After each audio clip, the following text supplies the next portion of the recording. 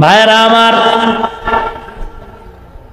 রাহমাতুল লিল আলামিন এ জমিন এসেছেন, নবী আবার এ জমিন থেকে বিদায় নিয়েছে। নবী কি নিয়ে জমিনে আসলেন, আবার কি রেখে চলে গেলেন? নবী কি নিয়ে আসলেন তার জবাব হলো উত্তম আদর্শ নিয়ে আসলেন। কি নিয়ে, কি রেখে চলে গেলেন? বলে দুইটা জিনিস রেখে চলে গেছে। এক নম্বরে কোরআন, এক নম্বরে কি?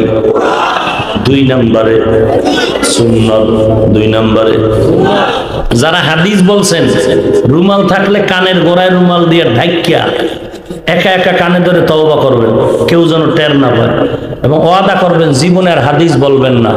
রসুল বলেছে কোরআন আর সুন্নাত, তুমি হাদিসকে পণ্ডিতি করো কেন? রসুলের কথা মজা লাগে না? রসুল বলেন আমি রেখে গেলাম দুই জিনিস, কোরআন আর সুন্নাত, আপনি হাদিস পাইলেন কই? যদি কেউ প্রশ্ন করেন হাদিস বললে সমস্যা, 13,000 কিলোমিটারের মাঝে কিলাকিলি আছে। এক নাম্বার সমস্যা, রসুল বলে নাই, তুমি বললা কেন, এটাই সমস্যা। রসুল বলেছেন কোরআন সুন্নাত, কথা বুঝলেন? অতএব হাদিস বলবেন না। দ্বিতীয়ত সুন্নাত আর হাদিসে লম্বা ডিফারেন্স আছে, ও বিষয়ে আলোচনার সুযোগ নেই। সুন্নাতের আলোচনা একরকম, হাদিসের আলোচনা সংজ্ঞা ভিন্ন রকম। হাদিস আর সুন্নতের মাঝে লম্বা ডিফারেন্স। আল্লাহ বুঝার তৌফিক দান করুন। নবী কি নিয়ে আসলেন ভুলে গেছে? উত্তম আদর্শ। শুধু আদর্শ না, উত্তম। কি রেখে চলে গেলেন? কোরআন আর সবাই বলে কোরআন আর কি নিয়ে আসলেন? কি রেখে চলে গেলেন? কোরআন সুন্নাহ। এই কথা দুইটা মনে রাখবেন, একটু পরেই আবার পরীক্ষা নেবেন। এবার আসেন যারা ঈদ করেন, ঈদ ঈদ মিলাদুন নবী, ঈদ মিলাদুন নবী, সকল ঈদের বড় ঈদ, ঈদ মিলাদুন নবী। খুব খেয়াল করেন, খুব খেয়াল করেন। দেখি তো আমরা রসুল মিলাদুন নবীতে কিছু করেছেন কিনা। সহিহ মুসলিম শরীফ একটা হাদিসের কিতাব, বুখারীর পরের স্থান।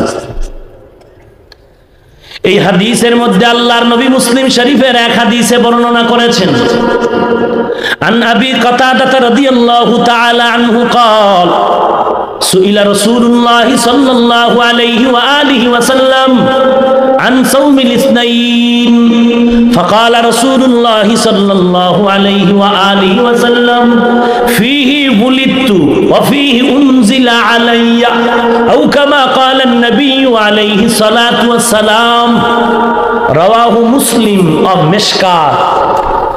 আল্লাহর রাসূল বলেন, নবী কাতাদা থেকে বর্ণিত, সাহাবারা প্রশ্ন করলেন, নবী প্রত্যেক সোমবার একটা রোজা রাখতেন।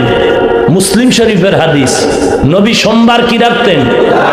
বছরে একদিন, মাসে একবার, না প্রতি সোমবার? প্রশ্ন করা হলো, ও পয়গম্বর আপনি সোমবার দিন রোজা রাখেন, তার কারণটা কি? নবী বলেন, আমি দুইটা কারণে রোজা রাখি। সোমবার কয় কারণে? মুখস্থ করে নিবেন। আল্লাহর নবী বলেন, আমি সোমবার দিন দুইটা কারণে রোজা রাখি। এক নাম্বার কারণ, আল্লাহ তাআলা আমাকে যেদিন দুনিয়াতে ভূমিষ্ঠ করায় দিলেন মিলাদুন নবী, ওই দিনটা ছিল সোমবার। আমি নবী সোমবার দিন রোজা রেখে মিলাদুন নবীর শুকর আদায় করি। দুই নাম্বার কারণ, আল্লাহ তাআলা আমার উপরে যখন কোরআন অবতীর্ণ করেছিলেন, ওই দিনটাও ছিল সোমবার। আমি নবী সোমবার দিন রোজা রাখার মাধ্যমে কোরআন নাজিলের শুকর আদায় করি। এবার একটা মাসআলা আমাকে বলবেন, ঈদের দিন রোজা রাখা হালাল? সবাই একমত? ঈদের দিন রোজা রাখা যেমন হারাম, ঠিক রোজার মধ্যে ঈদ করাটাও হারাম। ওরে আল্লাহর বান্দা, কোনো ঝগড়া নাই, গালাগালি নাই, হিংসা নাই, দ্বন্দ্ব নাই, দূরত্ব নাই। আশিকে রাসূল ভাই, তুমিও যে আল্লাহ মানো, আমিও সে আল্লাহর গোলাম, তুমিও যেই নবীর উম্মত, আমিও সেই নবীর উম্মত। সাহাবাদের মাঝেও মাসআলা নিয়ে বিতর্ক ছিল, রাসূলের স্ত্রীদের মাঝেও বিতর্ক, তাবেঈনদের মাঝেও বিতর্ক, সব জায়গায় বিতর্ক। তবে আমগো বর্তমানের বিতর্কের মাঝে হিংসা আর গালাগালি তখন ছিল না, আর কোনো মাইকিনও ছিল না। কিন্তু হিংসা কেন আসলো? তর্ক হতেই পারে মাসআলা নিয়ে, কিন্তু এটা মাইকে মানুষ কেন জানবে? আলেমে আলেমে বৈশা সমাধান করলেই তো হয়ে যায়।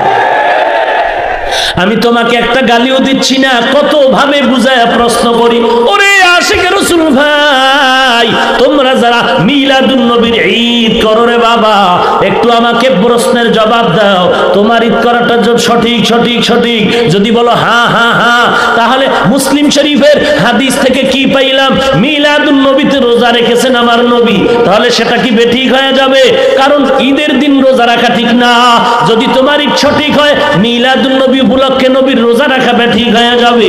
আর যদি বলেন না না, মিলাদুন নবী উপলক্ষে মুসলিম শরীফের হাদিসের মতে রাসূলের রোজা রাখাটাই সঠিক, তাহলে রোজার মধ্যে ঈদ করাটা কতটুকু সঠিক একটু চিন্তা করা দরকার। তারা হারাম কাজ করছে বলছি, জাহান্নামে যাবে বলছি, গালি দিয়েছি, আর কেমনে শালীন ভাবে কইতাম? আল্লাহ, ও আল্লাহ, কুদরতের হাতে আমগো হেদায়াত দান করো।